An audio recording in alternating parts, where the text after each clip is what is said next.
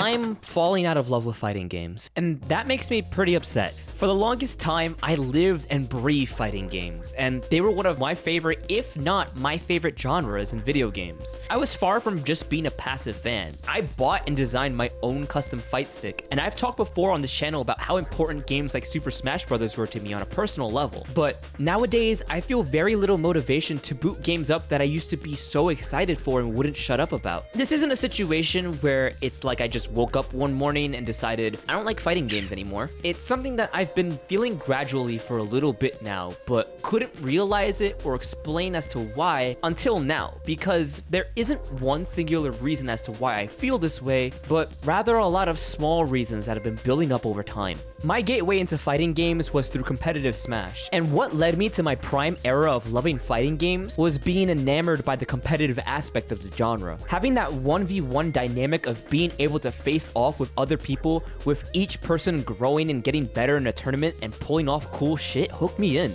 And it made me go out of my way to explore other games like Street Fighter, Guilty Gear, Tekken, and more. During my prime, I used to be a hardcore player, and when a new game came out, I would grind it for hours and consume any kind of content surrounding the game that people were putting out. If the game was big enough, I would even find local tournaments to go out to and play myself. Mind you, I wasn't good at fighting games. For the longest time, I did consistently go 0-2 in bracket, but I still had motivation to grind and get better at the games I was playing. And it was that motivation to get better, to pull off flashy combos and climb higher in ranked modes that kept me playing. Admittedly, I was younger during this phase of my life, and nowadays I'm juggling so many different things, both personally and professionally, that I have, in general, less time to play games than I did before. I found that now that the amount of time that I spend on games has changed, what I look for out of the games I do play has changed as well. And I think this has a significant impact on why modern fighting games that have been coming out haven't been doing much for me. Even though fighting games at their core are a multiplayer genre, most of my time playing them hasn't been with people that I know. Sure, I have a couple of friends that do play fighting games, but most of the time within my circle of friends, whether they play games regularly or not, I was the only one that was an avid fighting game player. This didn't bother me early on when I was getting into the genre because at the time, I valued other aspects of fighting games more, such as my own self-improvement and diving into the game's mechanics and aesthetics. But nowadays, I find it pretty hard to justify putting in that work to get better at fighting games if I have no one to really show it off to. And yeah, I could go out to locals more frequently if I wanted to show off to others that skill, but the idea of driving out, consistently spending over $20 a night to play a couple of games with people I usually don't know after I'm usually dead tired from work or college doesn't sound as appealing compared to being able to play games at home with friends that I know. On the whole, I think what I've been looking for within multiplayer experiences has shifted to actually emphasize the social aspects of multiplayer titles, and I think that's where I'm finding one of my major struggles of connection with fighting games, because fighting games are categorically so different from virtually every popular multiplayer title, both casually and competitively. And it's those differences on top of the wealth of issues that the genre has struggled with for well over 10 years now that have brought me to a place where I'm not getting what I want out of fighting games, when I absolutely could keep enjoying them if these issues weren't so rampant across the entire genre. Fighting games outside of a handful of outliers are usually 1v1 experiences, the bare minimum that you would need to be able to call something multiplayer. But while this setup is core to a lot of how fighting games function, it's also significantly less than almost every other popular multiplayer title out there. People want to be able to have social experiences with multiple different friends or with large amounts of people at once, and most fighting games just don't allow for that. This isn't to say having the 1v1 format is a bad thing. It's part of what makes fighting games, and I love that about them. But it is a small contributing factor towards me not being able to get what I want out of them anymore. For those who are prioritizing a social experience,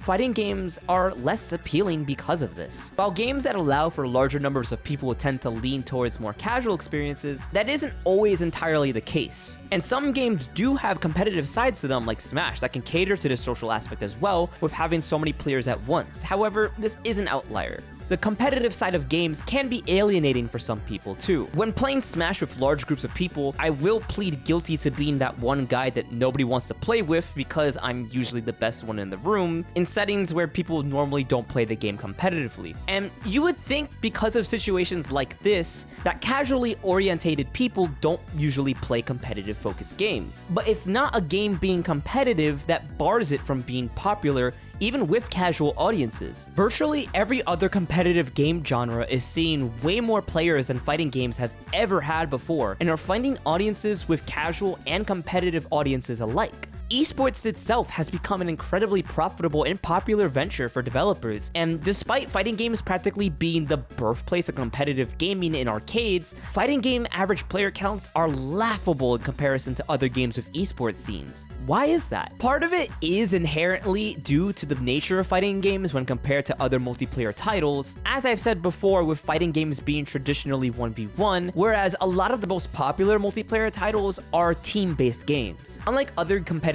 games where if you lose, you can deflect the blame to a variety of contributing factors such as your teammates being bad, if you lose in a fighting game, it's your fault. You have no one to blame for other than yourself. And while that means it can be really rewarding to win, it not only makes it harder to have motivation to keep playing if you're on a losing streak, but it especially makes it harder if you're trying to play with friends that are better or worse than you. I don't know what the solution to this would be. And while it may be an inescapable aspect of the genre that contributes to why fighting games aren't attracting as wide of an audience as other esports are, it is far from the biggest and only contributing factor. I think something that most people can agree upon is that fighting games lack accessibility, and I don't mean in just controls. Yes, controls and motion inputs in fighting games can be a hurdle to overcome, and whether or not motion inputs should be kept or abandoned has been intensely debated. I do think they are a contributing factor to newer players jumping in, but I don't think personally that it's as primary of an issue, at least with what I want to talk about in this video. Plus, there are other videos out there that explore this subject way better than I could.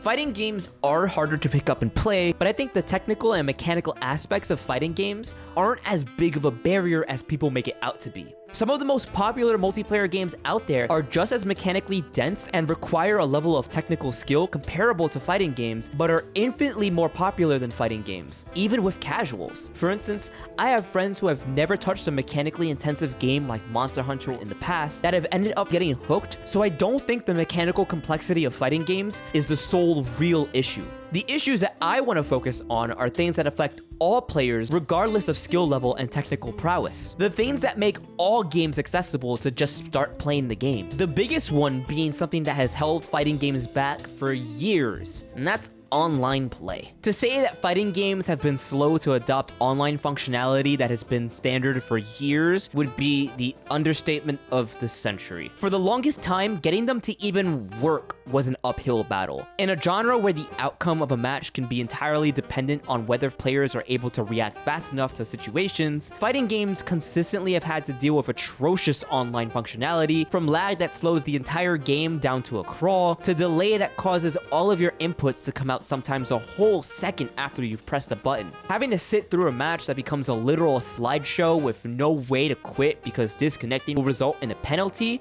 is one of the most agonizing experiences of my life, and every other fighting game player can relate. We do live in an era now where most fighting games coming out have adopted a different, better way to handle online, known as rollback netcode, which dramatically improves the experience compared to delay-based online. And rollback has even been implemented in other older titles that didn't have it, but it took so long to get here. And even games with rollback netcode still have unbearable online functions and features. Let's just look at Guilty Gear Strive, for instance. Strive was a big deal when it came out because it was pretty much the first big fighting game title from a Japanese developer to properly implement rollback netcode into their game, which was especially important for when it came out, being in the middle of a pandemic, when most people still weren't coming together to play in person. While Strive's netcode is fantastic when you actually get into a match, it still has so many issues when it comes to just playing a game. Now, in any other normal multiplayer game, if I wanted to play with a friend, I would just add them to my friend list, invite them to my party or lobby, and immediately be able to start playing with them. But in Guilty Gear Strive, I gotta wait 5 years for the game to load in,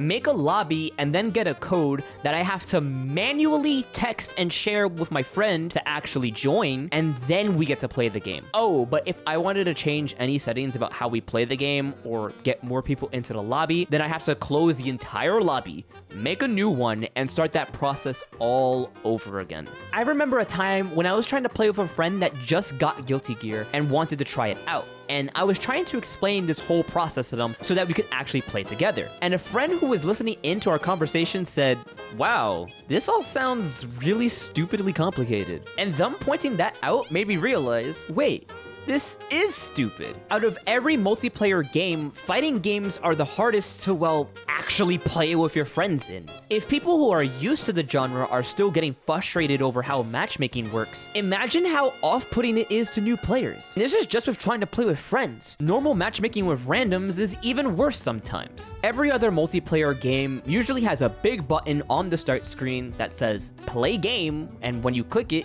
you immediately get cued into finding other people to play with and hopping right in. But it can't be that simple in fighting games. Nah, instead, developers make such ridiculously confusing lobbies and menus that people have to straight up make full explanations to teach people just how to start playing the game with other people. Going back to the social aspect of fighting games too, sometimes it's really tough to even consider fighting games a multiplayer experience if you're not playing with friends and people you know. In other games, if I queue win with random people by myself, I can communicate and talk to other people even if they're not on my team through at least even text chat. But in fighting games, multiplayer with randoms largely equates to you sitting in silence with no way of ever actually communicating to the person you play against. No voice chat, no text chat, nothing. You might as well be playing with bots, or at least it feels like that sometimes. This wouldn't be anywhere near as big of an issue if fighting games provided some sort of progression system that gave incentive to play the game more, but most games don't even have that outside of a ranked mode. This ties into another issue that the genre has been struggling with for a long time,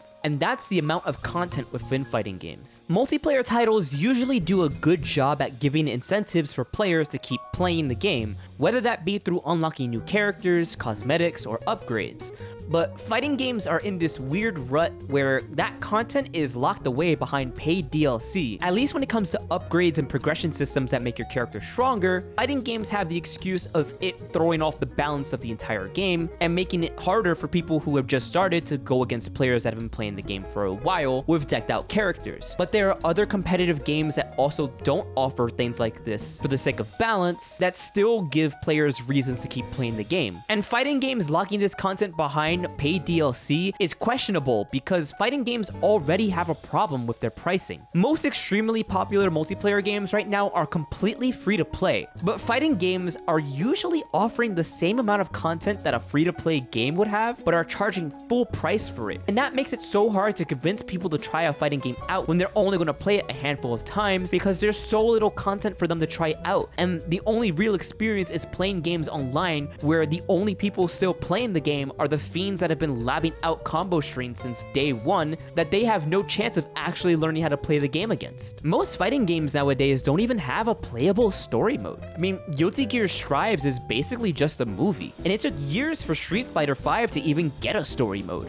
Fighting games have a severe lack of content, and this content would give both casual and hardcore players something to progress and work towards by playing the game, while also giving something for casual players to do instead of just getting bodied online. Single player content could even be used to help teach casuals how to play the game, but we rarely ever see this done. Even though I would love it, fighting games don't all have to go free to play. But if you're going to charge a full $60 for a game, you have to have a baseline level of content to warrant that purchase. I love fighting games, but I can't sit here with a straight face and say that Guilty Gear Strive, with its minimal level of content, should be the same price as something like Elden Ring, which has given players hundreds of hours of content to dive into. If you're going to charge a full price for a multiplayer title, it's gotta be a solid experience and have a justifiable amount of content for anyone who ends up buying the game. Take a game like Monster Hunter Rise, for instance. That game is built with multiplayer in mind and going out to do hunts with your friends. But even though the game is designed around that, it's a perfectly enjoyable and content-rich experience when playing solo, and it's a game that people are able to enjoy regardless of whether or not they're playing with friends. But you can't say the same thing about full-price fighting games. This problem is exacerbated even more by DLC. If I'm already having a tough time financially convincing people to give fighting games a chance, do you think them seeing how much more money it is to get everything the game has to offer on top of the price of entry is going to convince them even more? The problem gets worse for games that are supported over long periods of time, to where if you wanted to get everything that a fighting game has to offer, you're spending close to the price of multiple full-price games by the end of it, especially if you're an early adopter who gets the DLC right away. It sucks that most of the time, fighting games don't even have crossplay, which alienates an already small player base even more. It also makes fighting games harder to get back into after putting them down for a while in conjunction with their small player bases, because if I stepped away for a few weeks from something like Valorant, it's easy enough to start and learn how to play and deal with new characters alongside my teammates who are evenly skilled for the most part because there's such a large player base. But if I disappear from a fighting game for a few months and come back to it, it's a lot harder to keep up with the new shit that characters are doing because the only people still playing are the people that have been non-stop grinding out the game for months, and there's no way of keeping up with them. All of this is weird to be writing out for me right now because now is arguably a better time than ever to get into fighting games. There's a wide variety of titles to try, and most of the newer titles and even some older games have re-releases with functioning rollback. There are new fighting games that are coming out that I want to be excited for, but it's so hard to justify making the jump to actually buying and dedicating my time towards them when I know that there's going to be almost no one playing the game after like 2 months, sometimes even less. I want to be able to buy stuff like the new King of Fighters or Dungeon Fighter Duel, 2 games that look great and I really enjoyed playing the betas for, but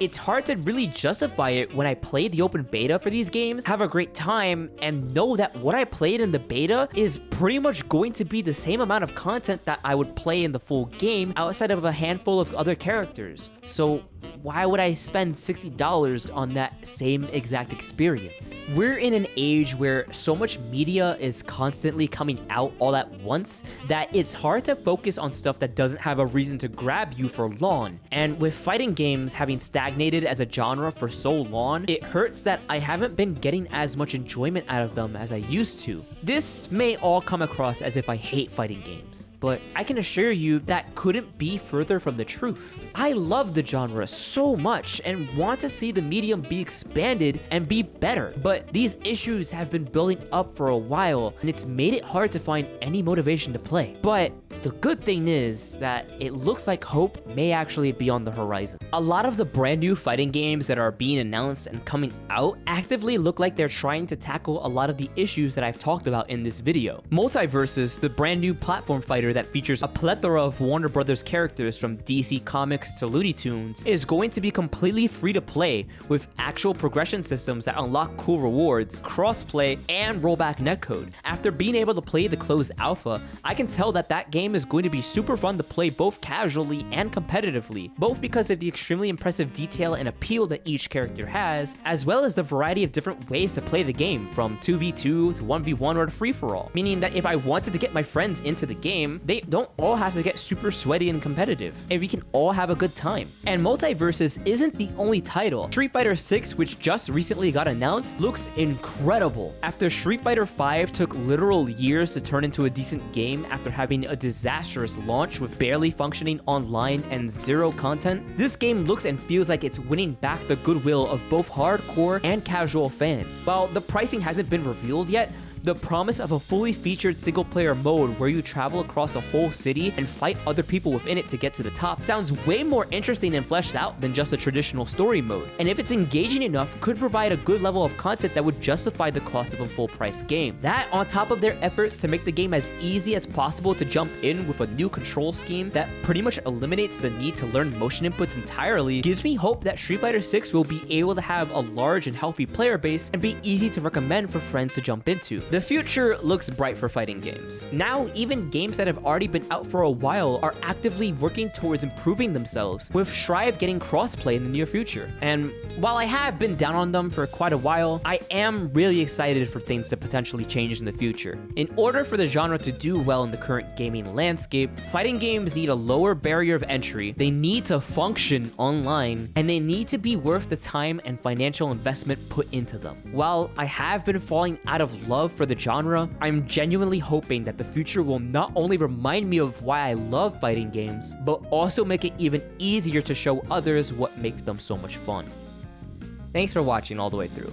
Let me know what you think in the comments below, because sometimes I genuinely don't know if I'm the only one who's feeling these things or not. Please, please, please make sure to like and subscribe. It really does help a lot, and I am trying to hit 1K by the end of the year. So thank you for all of the support that you've given me so far. I'll catch you guys in the next video.